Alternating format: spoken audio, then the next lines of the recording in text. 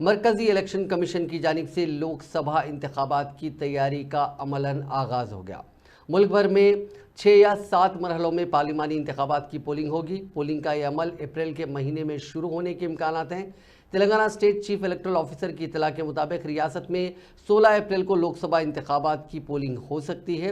اس سے یہ واضح ہوتا ہے کہ لوک سبھا انتخابات کی پولنگ کا پہلا مرحلہ 16 اپریل سے شروع ہوگا، جو مختلف مراحل کے ذریعے ماہ اپریل میں ختم ہوگا۔ ذرائع نے بتایا کہ 9 فروری سے پارلیمنٹ کا بجٹ اجلاس شروع ہونے والا ہے۔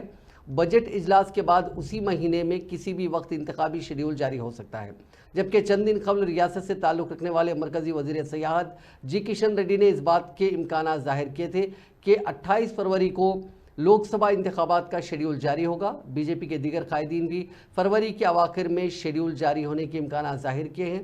اگر ایسا ہوتا ہے تو مارچ کے پہلے ہفتے میں انتخابی نوٹیفیکیشن جاری ہو سکتا ہے۔ بتایا گیا ہے کہ 2019 کے لوک سبھا انتخابات کا شیڈیول 10 مارچ کو جاری ہوا تھا اور پولنگ اپریل کے وسط سے مئی کے وسط تک منعقد ہوئی تھی، جس کے پیش نظر اس مرتبہ کے لوک سبھا کے انتخابات کا شیڈیول چند دن پہلے جاری ہونے کے امکانات بتائے جا رہے ہیں۔